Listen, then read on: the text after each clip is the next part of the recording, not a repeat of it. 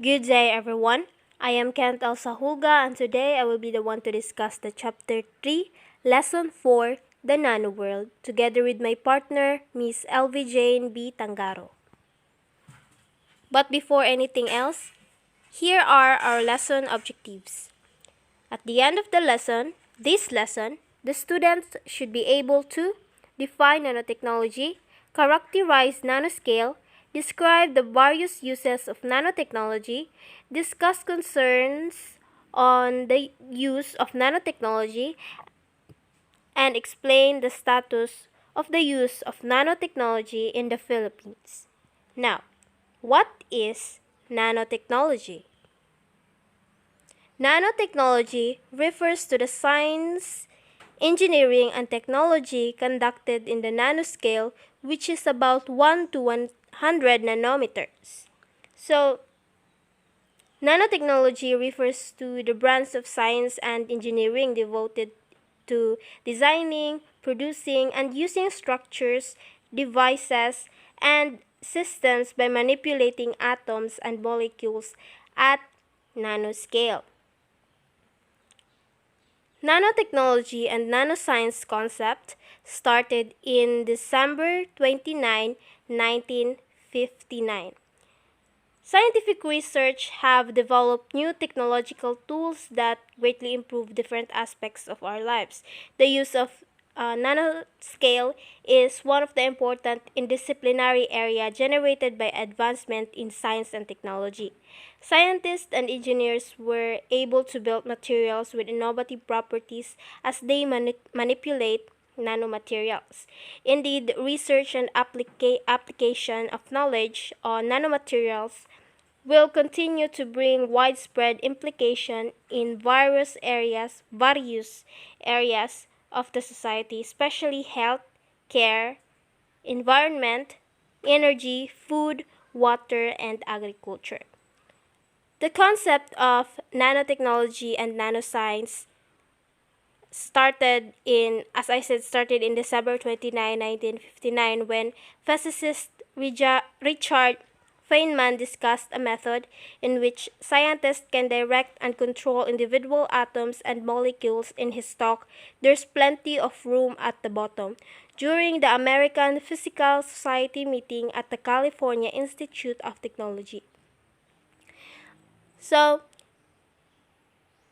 the term nanotechnology was coined by Professor Norio Taniguchi a decade after the dawn of the use of ultra-precision machining. How small is nanoscale? A nanometer is a billionth of a meter, or 10 with the power of 9 of a meter. The illustration that you have seen in your screen shows how small nanoscale is compared to other particles or materials. So it is difficult to imagine just how small that is. So one of the best example of it is a sheet of paper is about 100,000 nanometers thick. Manipulation of nanomaterials needs an adept understanding of their types and dimension. The various types of nanomaterials are classified according to their individual shapes and sizes. They may be particles, tubes, wires, films, flakes, or shells that have one or more nanometer size dimension. One should be able to view and manipulate them so that we can take advantage of their exceptional characteristics. Nanoscale is very small. Now, how to view nanomaterials? Scientists use special types of microscope to view minute nanomaterials. During the early 1930s, scientists used electron microscope and field microscope to look at the nanoscale. The scanning tunneling microscope and atomic force microscope are just among the modern and remarkable advancements in microscopy. So first we have the electron microscope. German engineers Ernest Rosca and Max Knoll built the first electron microscope during the 1930s. This type of microscope utilizes a particle beam of electrons to light up a specimen and develop a well-magnified image.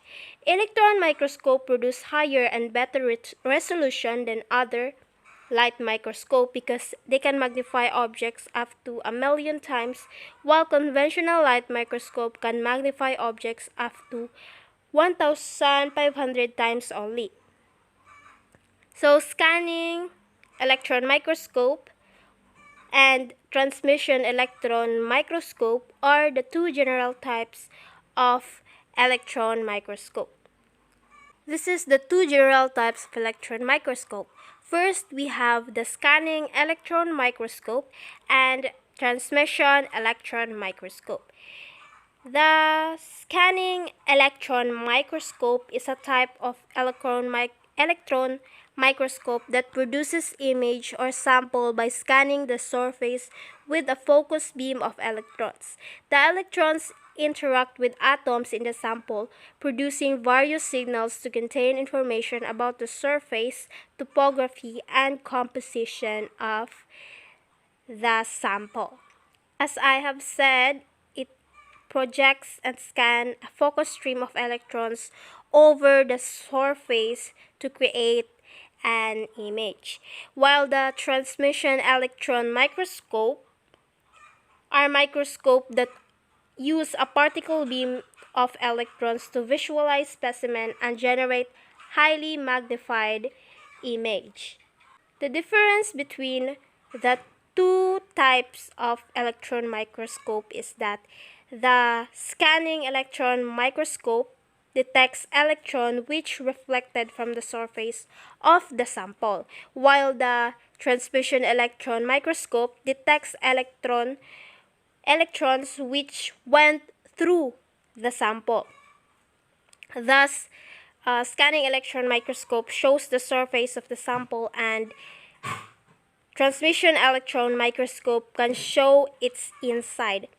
The next type of microscope for viewing a minute nanomaterials is atomic force microscope. It was first developed by Gerd Binnig, Calvin Quate, and Christoph Gerber in 1986. It makes use of mechanical probe that gathers information from the surface of the materials.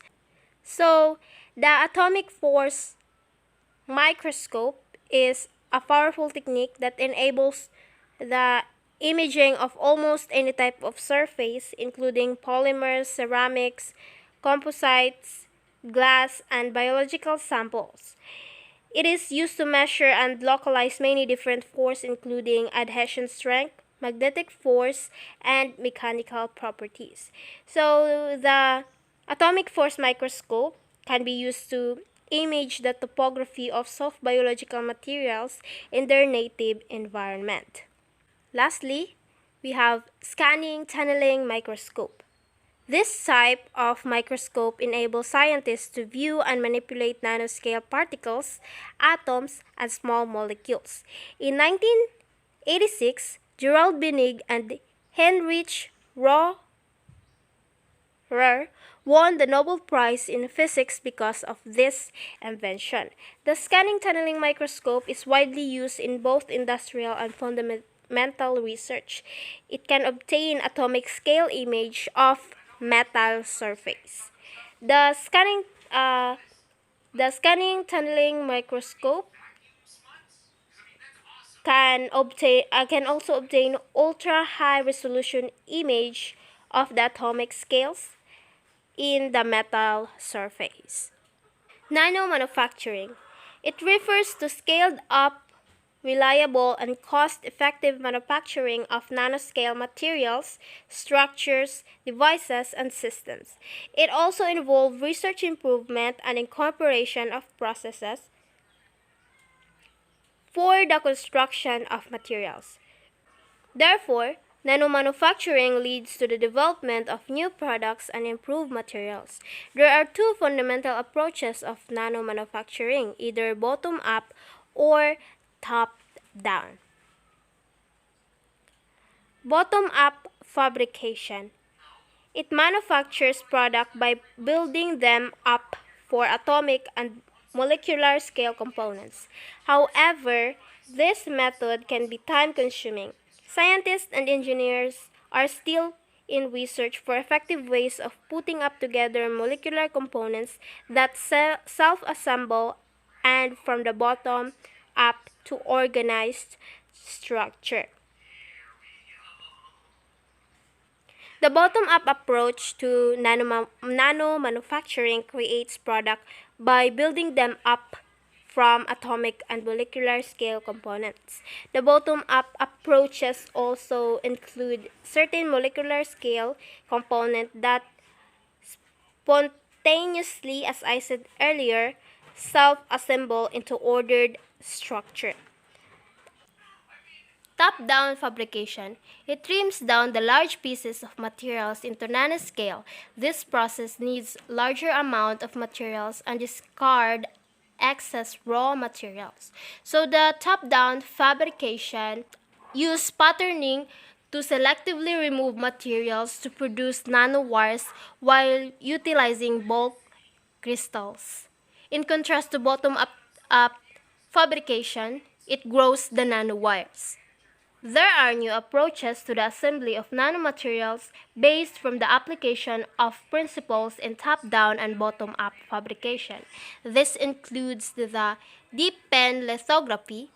It is a method in which the tip of the atomic force microscope is dipped into a chemical fluid and then utilized to write on a surface like an old-fashioned ink pen onto paper. Next, we have the self-assembly. It depicts an approach wherein a set of components join together to mold an organized structure in the absence of an outside direction. Then the chemical vapor deposition. It is a procedure wherein chemicals act in response to form very pure, high-performance films. Then the nano imprint lithography. It is a method of generating nanoscale attributes by stamping or printing them onto a surface. Then the molecular beam epitaxy. It is one manner of depositing extreme controlled films. Then the roll-to-roll processing. It is a high-volume practice for constructing nanoscale device on a roll of ultra-thin plastic or metal. And lastly, we have the atomic layer epitaxy. It means for laying down one atom thick layers on a surface. With the use of these techniques, nanomaterials are made more durable, stronger, lighter, water repellent, ultraviolet or infrared resistant, crash resistant, electrically conductive, anti-reflective, anti-fog, antimicrobacterial, self-cleaning, among others. The above-mentioned characteristics lead to the manufacture of the present variety of nanotechnology-enabled products such as tennis racket and basketball bats to catalyst for purifying crude oil and ultra-sensitive recognition and classification of biological and chemical toxins. It is not impossible that in the near future, computers that are better, more efficient, with larger storage of memory, faster, and energy saving will be developed. We never know because technology is developing.